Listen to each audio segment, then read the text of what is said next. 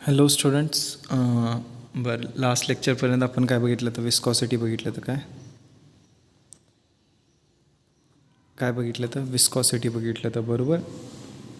बरं, आता आपल्याला थोडंसं ह्याच्यामध्ये इन डिटेल बघायचं आहे. बरं, विस्कॉसिटीमध्ये आपण काय बघितलं तर जर डिफरंट टाईप्स म्हणण्यापेक्षा लिक्विडच्या लेयर्स असतील त्याच्यामधलं आपण फ्रिक्शन बघितलं तर त्याच्यामधलं काय बघितलं तर फ्रिक्शन बघितलं तर.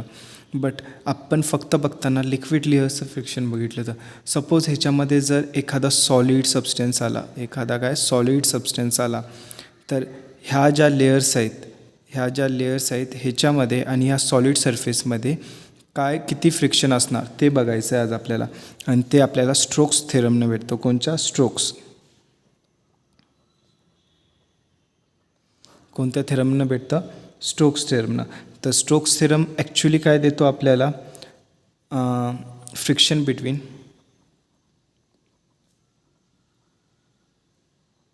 Solid and liquid layers.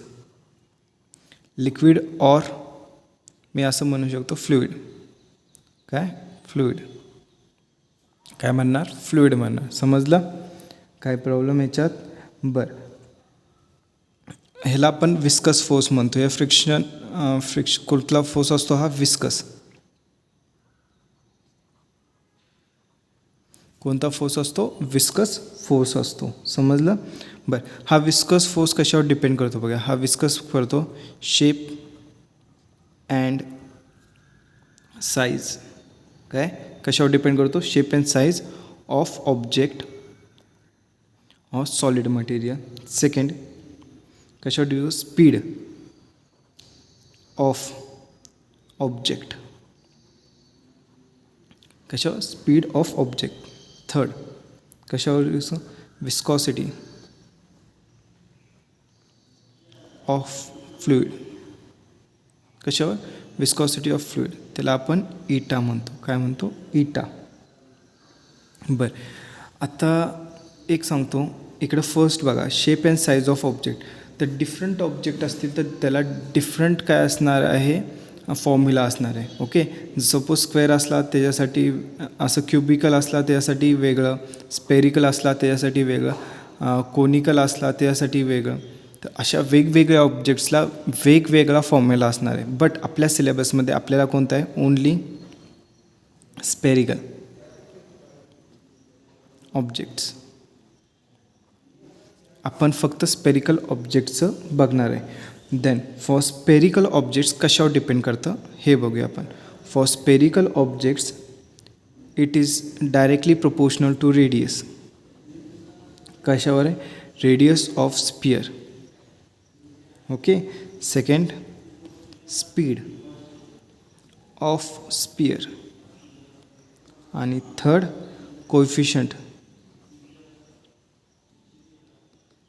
Of viscosity eta. ह्या 3 फॅक्टर्सवर डिपेंडेंट आहे. काय आहे?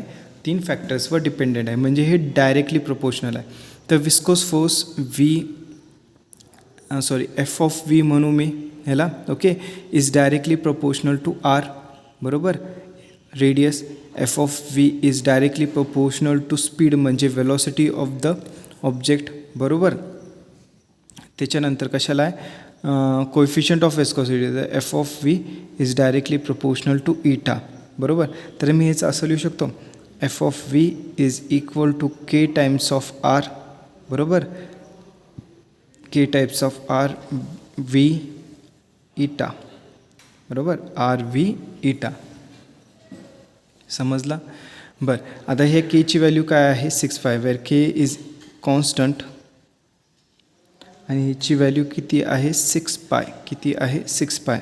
Therefore F of V is equal to 6π R V eta. काय? 6π आर व्ही ईटा. समजला? बरं, सपोज एक फ्लुइड आहे. काय आहे? फ्लुइड आहे. असं फ्लुइड आहे. ह्याच्यामध्ये तुम्ही काय केलं? एक स्पेरिकल बॉल घेतला आणि ह्याला with some initial velocity push केला. काय केलं? With some initial velocity push, म्हणजे something initial velocity you naught असली आणि ह्याला पुश केला. ह्याचा रेडियस आहे किती आहे, रेडियस आर आहे. ओके. आणि ह्याचा मास किती आहे, एम आहे. मास किती आहे, एम आहे. आणि हा काय होणार, आता ह्याच्यावर काय विस्कस फोर्स म्हणजे फ्रिक्शनल फोर्स, तो काय मागच्या बाजूला असणार. बरोबर, अपोजिट डायरेक्शनला. म्हणजे हे कुठंतरी जाऊन काय होणार, थांबणार आहे. आपलं काय आहे, हा जो बॉल आहे तो कुठेतरी जाऊन थांबणार आहे. तेव्हा त्याची फायनल वेलॉसिटी किती असणार आहे, 0 असणार आहे. समजलं. फायनल वेलॉसिटी काय असणार आहे, 0. समजलं. बरं, मग आपल्याला विचारलं ह्याचं ॲक्सेलरेशन किती आहे और हे डिस्प्लेसमेंट किती झालं, तर हे कसं काढणार, हे डिस्प्लेसमेंट किती झालं ह्याचं हे कसं काढणार. बरं, आपल्याला जे फॉर्म्युले जे दिलेले v is equal to u plus a t, s is equal to काय आहे u t plus half a t square, हे आपल्याला यूज करता येणार नाही. का, इथं ॲक्सेलरेशन जे असतं ते कॉन्स्टंट नसतं. हे जे टोटल जे मेकॅनिझम आहे हे काय, ॲक्सेलरेशन इज नॉट कॉन्स्टंट. काय आहे, ॲक्सेलरेशन इज नॉट कॉन्स्टंट. समजलं. बरं, हा आपला स्ट्रोक्स लॉ आहे. हा पॉज करायचा आणि लिहून घ्यायचा आहे आणि हा फॉर्म्युला लिहून घ्यायचा आहे. ओके. बरं, आता आपण थोडंसं पुढचं डिस्कस करूया. बरं, तिथं आपण आता जस्ट बघितलं ॲक्सेलरेशन इज नॉट कॉन्स्टंट. बरोबर, मग ह्याचं काढायचं का, form non uniform acceleration. Non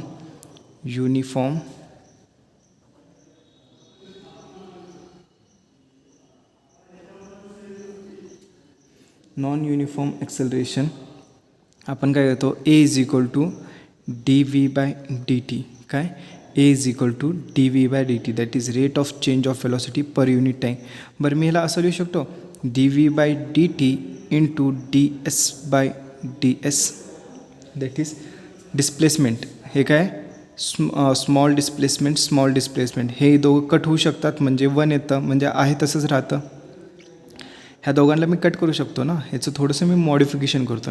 बरं, जर मी ह्याचे बेसिस चेंज केले, काय येतं बघा, d V by D s आणि हे काय येतं d S by D t. बरोबर, काय येतं d S by D t. But d S by D T काय असतं आपलं, व्ही असतं, velocity rate of change of displacement per unit time. काय असतं, वेलॉसिटी असतं. D S by D t, rate of change of displacement per unit time काय असतं, velocity. त्याला मी v D V by D S लिहू शकतो. काय लिहू शकतो, V D V by D S. म्हणजे आपलं ॲक्सेलरेशन काय झालं, A is equal to V D V by D S. A is equal to V D V by D S. But आपल्याकडं फोर्सचा फॉर्म्युला माहीत आहे. फोर्स इज इक्वल टू काय बघा, 6 पाय इटा आर व्ही, हा फोर्सचा फॉर्म्युला आहे. But force आपलं काय असतं, force is equal to mass into acceleration. बरोबर, मास इंटू ॲक्सेलरेशन. तर मास इंटू ॲक्सेलरेशन जर आपण हे इक्वेट केले, हे दोन्ही इक्वेशन इक्वेट केले तर काय तर mass into acceleration is equal to 6 pi eta R V. तर ए इज इक्वल टू काय तर 6 pi eta R V divided by M. बरोबर, 6 pi eta R V divided by m. समजलं, काही प्रॉब्लेम याच्यात कुणाला. बरं, हे जे ॲक्सेलरेशनचं आहे ते मी इथं लिहितो. काय येतं बघा, मी इथं लाईन मारतो. इथं लिहिलं तर काय येतं, 6 pi eta R V divided by M. बरोबर, हे इथं लिहिलं is equal to V D V by D S. बरोबर, व्ही व्ही कट होतं आपलं. आणि हे सगळे हे काय आहेत, कॉन्स्टंट क्वांटिटीज. इटा कॉन्स्टंट राहतो, M mass of the body constant राहणार, radius of the body constant राहणार, पाय कॉन्स्टंट आहे, 6 कॉन्स्टंट, त्याला मी के म्हणतो. हा टोटल जे आहे इथं आता व्ही कट झाल्यानंतर ह्याला मी काय म्हणणार, के म्हणणार. बरं, हे काय झालं आपलं D V by D S. तर ह्याला मी असं लिहू शकतो, काय लिहिणार बघा, K D S is equal to D V. बरोबर, आता मी काय करतो, बोथ साईड्सला इंटिग्रेशन घेतो, बोथ साईड्सला इंटिग्रेशन घेतो. बरं, इंटिग्रेशन घेताना आपला कुठे गेला, फिगर कुठे गेला, हां, इंटिग्रेशन घेताना फ्रॉम वेलॉसिटीचं काय, from initial velocity you naught to 0 काय येणार यू नॉट टू 0 आणि डिस्प्लेसमेंट फ्रॉम 0 टू एस काय येणार 0 टू एस. तर डिस्प्लेसमेंटची युनिट काय येणार 0 टू एस येणार आणि ह्याचं काय येणार यू नॉट टू 0. तर हे जर केलं तर हे काय येतं आपल्याला एस के भेटतं इथं आणि इथं काय येतं मायनस यू नॉट काय भेटतं मायनस यू नॉट बरोबर. तर S is equal to minus U naught upon K. S is equal to minus U naught upon K. समजलं. तर S is equal to okay minus U naught म्हणजे initial velocity बरोबर minus K. केची value काय आहे बघा केची value काय 6 pi eta R upon M. U naught 6 pi eta R upon M आहे तो मी वरती घेतो एम इथं गेला. बरं ही मायनस साईन का आलेली कारण आपण जे फोर्स घेतलेला आहे तो पॉझिटिव्ह घेतलेला आहे. ॲक्च्युली फ्रिक्शनल फोर्स काय असतो opposite to direction movement direction. आता सपोज हे ऑब्जेक्ट असेल मूवमेंट ह्या बाजूला होत असेल तर फ्रिक्शनल फोर्स काय असतो अपोजिट असतो. तर ह्याला जर आपण मायनस घेतलं इथं कन्सिडर केलं तर ह्या सगळ्या साईनमध्ये मायनस येतं इथं मायनस येतं मग इथं काय होणार प्लस येणार मग इथं काय होणार प्लस. तर डिस्प्लेसमेंट किती असणार आहे आपली डिस्प्लेसमेंटचा फॉर्म्युला काय आहे initial velocity into mass upon 6 pi eta R. हा आपला डिस्प्लेसमेंटचा फॉर्म्युला फॉर हॉरिझॉन्टल. फक्त हे हॉरिझॉन्टलसाठी वर्टिकल नाही. हॉरिझॉन्टल म्हणजे आडव्या बाजूला जातो आहे तेव्हा जेव्हा खालती येत असेल तेव्हा आपल्याला ग्रॅव्हिटीचा विचार करायला लागतो तेव्हा आपल्याला ग्रॅव्हिटीचा विचार करायला लागतो. समजलं. बरं आता आपण बघूया टर्मिनल वेलॉसिटी. काय बघणार आहे आपण टर्मिनल वेलॉसिटी बघणार आहे.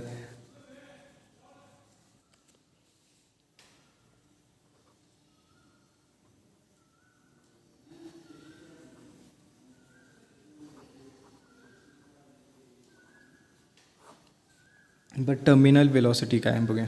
ओके सपोज तुम्ही बघता की पावसाळा चालू आहे तर पावसाळ्याचं एखादं ड्रॉप असणार ओके ते due to gravitational acceleration free fall होतं त्याचं due to gravitational acceleration free fall होतं.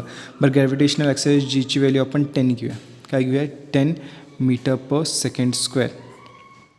बरं 10 मीटर पर सेकंड स्क्वेअर म्हणजे एका सेकंडामध्ये हे जे ड्रॉप आहे ते किती 10 मीटर्सनं खाली जातं. दुसऱ्या सेकंडाला किती जाणार 20 मीटर्सनं खाली जाणार. ओके किती जाणार 20 मीटर्सनं खाली जाणार. तिसऱ्या सेकंडाला 30 मीटर म्हणजे ह्याची वेलॉसिटी 10 मीटर पर सेकंड असते. ह्याची वेलॉसिटी काय असते 20 मीटर पर सेकंड. नेक्स्ट थर्ड सेकंडला 30 मीटर पर सेकंडच्या ह्यानं हे जे असतं ड्रॉप असतो तो खालती जातो. म्हणजे प्रत्येक सेकंडाला त्याची जी वेलॉसिटी असते ती किती 10 वाढत असते. कितीनं वाढत असते 10 वाढत असते. म्हणून आपण त्याचं ॲक्सेलरेशन किती घेत असतो 10 मीटर पर सेकंड.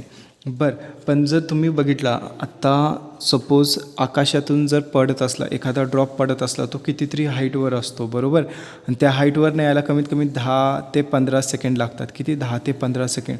बरं ह्या 10 ते 15 सेकंडमध्ये ह्या ड्रॉपची वेलॉसिटी अराऊंड 200 मीटर पर सेकंड एवढी तर होईल. बरं एवढा एखादा ड्रॉप येऊन लागला ना तुमचं डोकं फुटून जायचं. काय एवढा जोरात जर एखादा ड्रॉप येऊन तुम्हाला लागला तर तुमचं डोकं फुटून जायचं. खरं तुमचं डोकं कधी फुटत नाही का भुस्सा भरलेला आहे तुमच्या ह्याच्यात बरोबर डोक्यात कसं फुटणार. किती सांगायचं लेक्चर बघा बघा बघा किती लोक बघतात कोणीच बघत नाही बरोबर ना भुस्सा भरलेला आहे. बरं तर हे ड्रॉप खालती येत जातो. मग नेमकं काय होतं की त्याची स्पीड जी असते ती कॉन्स्टंट होऊन जाते. काय होतं आपलं हे काही वेळासाठी हा पॅटर्न फॉलो होतो. काही वेळासाठी हा पॅटर्न फॉलो होतो. त्याच्यानंतर काय होतं एखाद्या पोझिशनला आल्यावर ह्याची वेलॉसिटी काय असते कॉन्स्टंट होऊन जाते. सपोज 50 मीटर पर सेकंड एवढी वेलॉसिटीच्या येण्यात ते कॉन्स्टंट होऊन जातं. बरं एवढी वेलॉसिटी झाली. आता ही जी कॉन्स्टंट वेलॉसिटी असते ती काय असते आपली टर्मिनल वेलॉसिटी. ती काय असते आपली टर्मिनल वेलॉसिटी असते. बरं आता ही टर्मिनल वेलॉसिटी कुठल्या फॅक्टर्समुळे येते ते आपण डिस्कस करूया. सपोज एक फ्लुईड आहे आपण रेन ड्रॉपच घ्या आणि त्याच्या बाजूला काय एअर काय आहे एअर आहे. एअर आपलं काय झालं, फ्लुईड झालं. काय झालं, फ्लुईड. आणि हे आपलं काय झालं, स्पेरिकल मास झालं. काय झालं, स्पेरिकल मास आपण कन्सिडर करूया की स्पेरिकल आहे. बरं, ॲट टाईम t=0 ह्याच्यावर कोणकोणते फोर्स लागतात बघा. एक असतं mg, खालती लागतो बरोबर. एक असणार आपला कोणता असणार आहे, अपथ्रस्ट. अपथ्रस्ट आपण बघितलं तर अपोजिट डायरेक्शनला लागतो. इथलं जे पण फ्लुईड असणार ते काय करणार, ह्याला वरती ढकलाय बघणार बरोबर. आणि एक असणार आहे आपला विस्कॉसिटी, त्याला FV म्हणूया. आत्ता जे आपण बघितलं विस्कस फोर्स, काय viscous force that is frictional force between solid and fluid. Solid and fluid, आता हे आपण काय कन्सिडर केलं आहे, सॉलिड केलेलं आहे बरोबर. बरं, आता ह्या टायमाला आपलं जे f(v) आहे, f(v)ची व्हॅल्यू काय आहे, f(v) इज इक्वल टू काय असतं, 6π(η)RV बरोबर. म्हणजे याचं वेलॉसिटीवर डिपेंड करतं. बरं, ॲट t=0 आपली वेलॉसिटी काय, 0 बरोबर. t=0 आपली वेलॉसिटी काय, 0. आणि ह्याच्यावर फक्त अपथ्रस्ट लागत असणार आहे. ॲट स्टार्टिंग पोझिशन आपलं जे विस्कस फोर्स आहे तो काय असणार आहे, 0 असणार आहे. विस्कस फोर्स काय असणार आहे, 0 असणार आहे. बरं, थोड्या वेळानंतर थोड्या वेळानंतर काय होणार, काय अमाऊंटमध्ये विस्कस फोर्स लागणार, काय अमाऊंटमध्ये अपथ्रस्ट लागणार बरोबर. काय अमाऊंटमध्ये अपथ्रस्ट लागणार आणि ह्याचं mg. बट हे जे दोन्ही फोर्सेस आहेत ते ह्याच्यापेक्षा काय आहेत, कमी आहेत. ह्या दोघांचं addition u + FV is less than mg. म्हणून काय होतं आहे, ह्याचं अजून काहीतरी ॲक्सेलरेशन राहतं. ओके, जरी कमी ह्या केसमध्ये कमी झालं आहे. आत्ता जे आपण डिस्कस केलं इथं काय होतं, कॉन्स्टंट ॲक्सेलरेशन होतं. ह्या केसमध्ये काय झालं आहे, ॲक्सेलरेशन कमी आहे. इथं जर ॲक्सेलरेशन सपोज 10 मीटर/सेकंड स्क्वेअर असणार तर इथं 5 मीटर/सेकंड कमी झालं असणार. But there is some acceleration, but there is presence of some acceleration. But हे कधीपर्यंत होणार, जोपर्यंत तुमचं जे बॉडी आहे ती टर्मिनल वेलॉसिटी गाठत नाही. ओके, टर्मिनल वेलॉसिटी गाठत नाही. बरं, टर्मिनल वेलॉसिटी सपोज माझ्या बॉडीची आता टर्मिनल वेलॉसिटी आली, त्याचं वेलॉसिटी इन्क्रीज होत गेली. इथं v होती, इथं हे ॲक्सेलरेशन आहे. सपोज इथं काहीतरी वेलॉसिटी 20 मीटर/सेकंड झाली, इथं 0 होती, इथं येऊन काहीतरी 50 मीटर/सेकंड त्याची वेलॉसिटी झाली. आणि ही काय त्याची terminal suppose vt terminal velocity आहे. तर ह्या जेव्हा टर्मिनल वेलॉसिटी येते तेव्हा ॲक्च्युली काय होतं, अपथ्रस्ट आणि हा जो विस्कस फोर्स आहे तो पण वाढलेला असतो. कारण जसं वेलॉसिटी वाढत जाईल, कारण आपला विस्कस फोर्स कशावर डिपेंड करत असतो, वेलॉसिटीवर. कशावर डिपेंड करत असतो, वेलॉसिटीवर. मग जसं वेलॉसिटी वाढत जाईल तसं आपला काय होतं, विस्कस फोर्स वाढत जातो. आणि खालती काय mg, टर्मिनल वेलॉसिटीच्या इथं काय होतं, आपले हे दोन force is equal to this force. Okay, upthrust plus viscous force. Upthrust plus viscous force is equal to gravitational force. Okay, समजला. बरं, आता अपथ्रस्ट कसा लिहितो आपण, v(ρg) बरोबर. काय v(ρg). बरं, ह्याच्यामध्ये रो जो आहे तो काय आहे, फ्लुईडचा असतो बरोबर. आपण घेताना तुम्ही जेव्हा बघितलं मी तर फ्लुईडचा असतो. इथं लिहितो रो, डेन्सिटी ऑफ फ्लुईड. म्हणजे ज्या फ्लुईडमध्ये हे ऑब्जेक्ट आहे, आपण इथं कन्सिडर काय केलं आहे, एअर आहे. काय आहे, एअर बरोबर. इथं कन्सिडर काय केलं आहे, एअर. तर हे काय, रो कसली डेन्सिटी आहे, एअरची डेन्सिटी आहे. कसली डेन्सिटी आहे, एअरची डेन्सिटी आहे. v काय, व्हॉल्यूम ऑफ सॉलिड घेऊ शकता, किंवा आपण हे पण केलं आहे, डिराईव्ह पण केलेलं आहे. और तुम्ही जर फ्लुईडचं घेतला तरी चालतं, काही प्रॉब्लेम येत नाही. बरं, ह्याच्यानंतर काय, f(v)चा फॉर्म्युला काय बघा, वरती लिहिलेलं आहे मी. काय, 6π काय लिहिलं आहे, 6π(η)RV बरोबर. 6π(η)RV is equal to mg. बरं, मी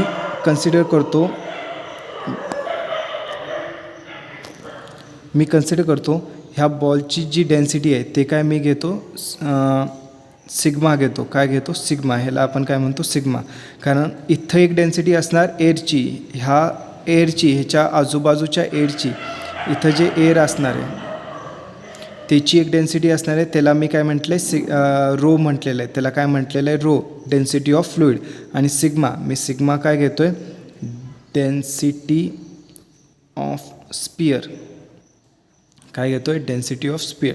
तर जर मी मासला इन टर्म्स ऑफ डेन्सिटी करायचं असेल तर काय असतं बघा, आपण काय घेत असतो, sigma density is equal to mass upon volume, therefore mass is equal to density into volume, बरोबर. तर मी असं लिहू शकतो V row G plus 6 pi eta R V is equal to sigma V G. बरं, इथं हा व्ही, इकडं व्हॉल्यूमचा V आहे, ह्याला मी टर्मिनल वेलॉसिटी टी लिहितो, इथं टर्मिनल वेलॉसिटी टी लिहितो आणि ह्याला मी असं कॉमा करतो. हे व्हॉल्यूमचे व्ही आहेत, हां, हे काय आहेत व्हॉल्यूमचे व्ही, आणि इथं टी लिहिलेला हा वेलॉसिटीचा व्ही आहे. कन्फ्यूज नका होऊ, समजलं, कन्फ्यूज अजिबात व्हायचं नाही. हा काय आहे, व्हॉल्यूमचा व्ही आहे, हा पण व्हॉल्यूमचा व्ही आहे आणि हा टर्मिनल वेलॉसिटीचा व्ही आहे, एवढं लक्षात नीट ठेवा. बरं, आपल्याला काय काढायचे, टर्मिनल वेलॉसिटी, तर ही ब्रॅकेट तिकडं पाठवतो. तर काय येतं बघा, 6 pi eta r into terminal velocity is equal to volume rho, sorry पहिला ही टर्म येईल, sigma volume into g minus volume rho g, बरोबर, व्हॉल्यूम रो जी. बरं, ह्याच्यामध्ये व्हॉल्यूम आणि जी कॉमन आहे, ह्याच्यामध्ये पण व्हॉल्यूम आणि कॉमन आहे, तर मी हे काढतो. तर काय येतं व्हॉल्यूम इंटू जी मायनस काय येतं सिग्मा मायनस रो, काय येतं व्हॉल्यूम इंटू जी सिग्मा मायनस रो. ओके, आणि इथं काय 6 pi eta R V by T, बरोबर. आता मला व्ही टी पाहिजे, बरोबर, टर्मिनल वेलॉसिटी, ह्याच्यात काय पाहिजे व्ही टी. तर बाकीच्या ह्या टर्म्स आहेत, तर मी काय करतो इथं डिनॉमिनेटरमध्ये पाठवतो. काय येतं व्हॉल्यूम इंटू जी बरोबर sigma minus rho divided by काय येतं 6 पाय इटा आर, बरोबर, 6 पाय इटा आर. बरं, व्हॉल्यूम ऑफ काय स्पियर, काय येणार आहे, व्हॉल्यूम ऑफ स्पियर घेणार आहे. बरं, व्हॉल्यूम ऑफ स्पियर मी कसं लिहू शकतो, 4/3 पाय आर क्यूब, असं लिहू शकतो ना, 4/3 पाय आर क्यूब. बरं, तर मी असं काय लिहितो, इथं काय लिहितो बघा, 4/3 pi r cube sigma minus rho upon 6 pi eta R, काय येतं 6 पाय इटा आर. पाय पाय कट होतात, एक आर कट होतो आपला, इथं काय राहतं स्क्वेअर राहतं, तर काय येतं, आणि इथं 2 2 जा 4, 2 3 जा 6, बरोबर. ते काय येतं बघा 2/9, काय येतं 2/9. इथं आपला जी राहिला इथं वी तेवढा कन्वर्ट केला, जी राहिला इथं 2/9 sigma minus rho into g divided by काय राहिलं आहे 3 इटा, काय राहतं सॉरी 3 3 जा 9 घेतलं आहे डिवायडेड बाय इटा. तर हे झालं आपलं टर्मिनल वेलॉसिटी. टर्मिनल वेलॉसिटीचा फॉर्म्युला काय, terminal velocity v of t is equal to 2/9 sigma minus rho g by eta, समजलं. तर हे आपलं आहे टर्मिनल वेलॉसिटीचा फॉर्म्युला. तर हा आपला आहे टर्मिनल वेलॉसिटीचा फॉर्म्युला, समजला. कुणाला काही प्रॉब्लेम. बरं, हा जो टॉपिक आहे हे डेरिव्हेशन मी नीट लिहून देणार आहे तुम्हाला आपल्या नोट्समध्ये. त्या नोट्समध्ये खूप इम्पॉर्टंट आहे हे डेरिव्हेशन, तर नीट पाठ करायचं हे डेरिव्हेशन, समजलं. आय होप तुम्हाला हे समजलं असेल. ह्याचे प्रॉब्लेम्स आपण आल्यावर करूया. ओके, चला बाय.